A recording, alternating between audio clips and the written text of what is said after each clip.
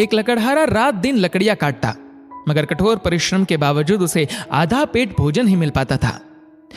एक दिन उसकी मुलाकात एक साधु से हुई। लकड़हारे ने साधु से कहा कि जब भी आपकी प्रभु से मुलाकात हो जाए, मेरी एक फरियाद उनके सामने रखना और मेरे कष्टों का कारण पूछना। कुछ दिनों बाद उसे वह साधु फिर मिला।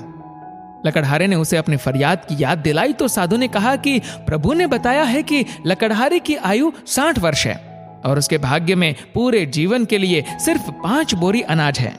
इसलिए प्रभु उसे थोड़ा अनाज ही देते हैं ताकि वह 60 वर्ष तक जीवित रह सके।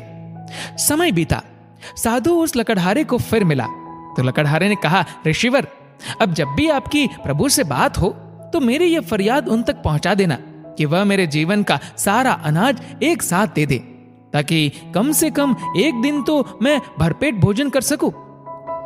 अगले दिन साधु ने कुछ ऐसा किया कि लकड़हारे के घर ढेर सारा अनाज पहुंच गया।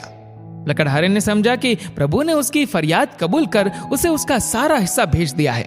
उसने बिना कल की चिंता किए सारे अनाज का भोजन बनाकर फकीरों और भूखों को खिला दिया और खुद भी भरपेट खाया।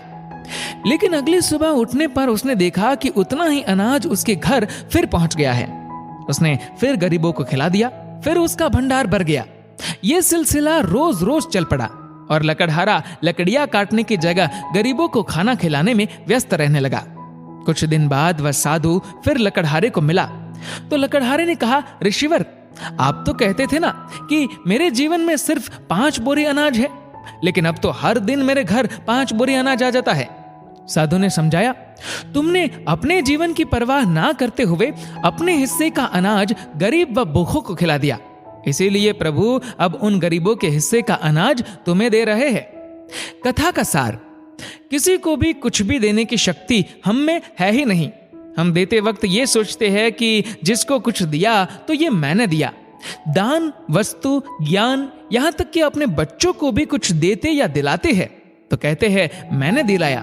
वास्तविकता यह है कि वो उनका अपना है। आपको सिर्फ परमात्मा ने निमित्त मात्र बनाया है उन तक उनकी जरूरतों को पहुंचाने के लिए। तो निमित्त होने का घमंड कैसा? दोस्तों, इस छोटे से वीडियो को लेकर आपकी क्या राय है नीचे कमेंट करके जरूर बताएगा। और अगर आपको वीडियो अच्छा लगा हो तो इस वीडियो को लाइक करेगा, शेयर करेगा ज्यादा से ज्यादा लोगों तक। और ऐसे ही और भी इंस्पिरेशनल वीडियोस के लिए हमारे यूट्यूब चैनल को सब्सक्राइब करिए और फेसबुक पेज को फॉलो करना ना भूलिएगा। धन्यवाद।